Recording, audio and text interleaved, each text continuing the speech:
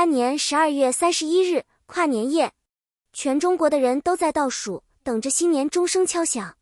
而谭松韵站在医院的走廊里，看着急救室的灯一直亮着。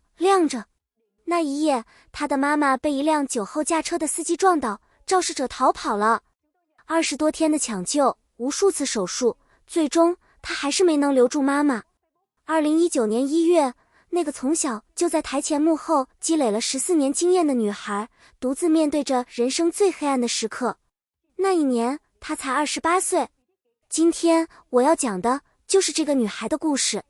一个从四川泸州叙永县走出来的普通女孩，如何在失去最重要的人之后，依然一步一个脚印，走上了中国电视剧的最高舞台。2026年5月31日，谭松韵迎来了她的35岁生日。35岁对很多女演员来说是一道隐形的坎，而谭松韵偏偏在这一年站得比任何时候都要稳。让我们从头说起。谭松韵原名谭晶晶，1990年5月31日出生，双子座，四川泸州人。她的名字来自白居易的诗与 quote 松韵图繁听，桃夭缺乏关。与 quote 光是名字就已经藏着一种清俊的气质。2005年，15岁的她开始拍戏。一个来自小城的少女，带着懵懂和热忱，踏进了北京电影学院的大门。你们知道北电是什么概念吗？那是中国演员梦想的殿堂，竞争之激烈，淘汰之残酷，不是一般人能撑下来的。但谭松韵撑下来了，而且靠的不是背景，靠的是一股子认真劲儿。2012年，她在《甄嬛传》里饰演方纯义，一个小小的配角，但她记住了，哪怕是配角，也要让观众记住你。真正让她出圈的是2016年的《最好的我们》，那部青春校园剧，她演得耿耿、清澈、干净、真实，一下子戳进了无数观众的心里。从那一年开始，谭松韵有了一个名字与 quote 国民小妹与 quote。 但是你们不知道的是，与 quote 国民小妹与 quote 这个标签对她来说也是一把双刃剑。2019年，锦衣之下里，她演员金夏第一次真正意义上挑起了古装女主的大梁。这部剧热播，她也因此拿下了华鼎奖中国古装题材电视剧最佳女演员。然后是2020年，以家人之名，这部剧是谭松韵事业的一个真正的分水岭。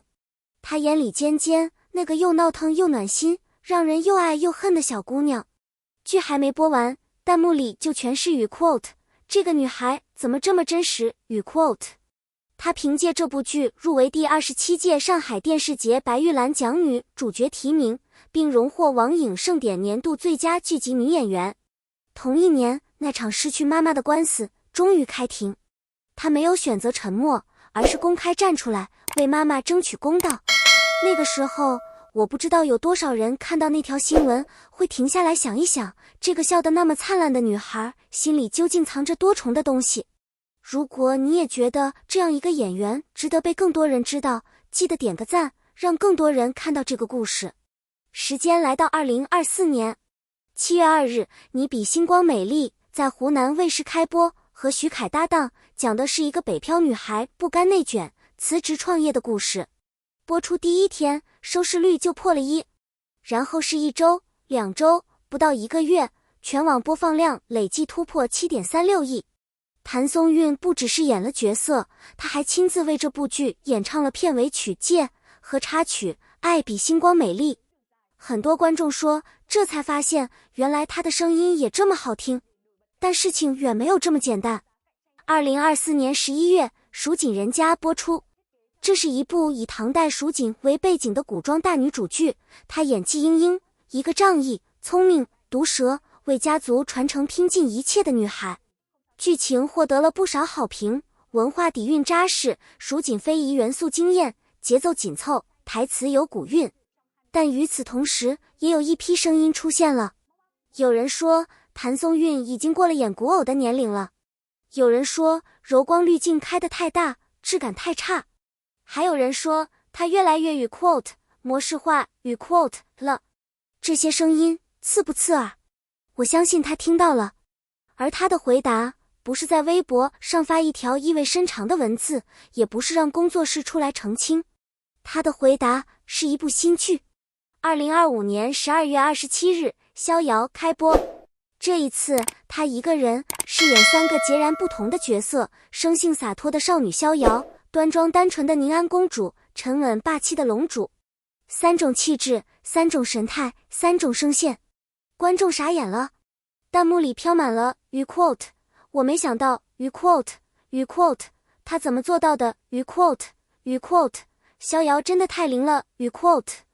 粉丝给他起了个外号叫鱼 quote， 逍遥玩鱼 quote， 连他自己都在社交平台发了一条鱼 quote， 逍遥办事儿您就操心吧鱼 quote， 评论区炸了，几十万人回复鱼 quote， 那我可太操心了鱼 quote。 那一刻，谁还记得那些说他鱼 quote 模式化鱼 quote 的声音？评论区告诉我，你觉得谭松韵最让你印象深刻的角色是哪一个？逍遥刚收官，2026年农历新年就到了。2月16日，他站上了中央电视台春节联欢晚会的舞台。这是中国最高规格的演出平台，能站在那里是每一个演员的梦想。他表演了节目《立上游》，然后3月7日，《我的山与海》在央视8套黄金档开播。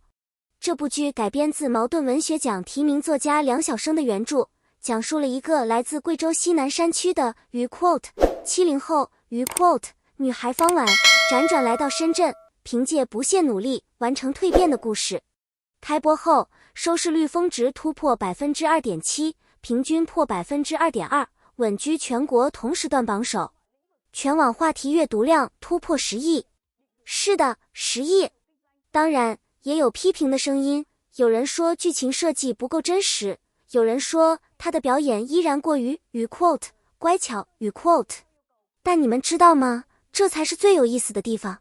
一个演员能走到35岁，还在同时接受鲜花和批评，还在挑战从未涉足的题材，还在1年内拿出2部作品，这已经不是鱼 quote 努力鱼 quote 2个字能概括的事情了。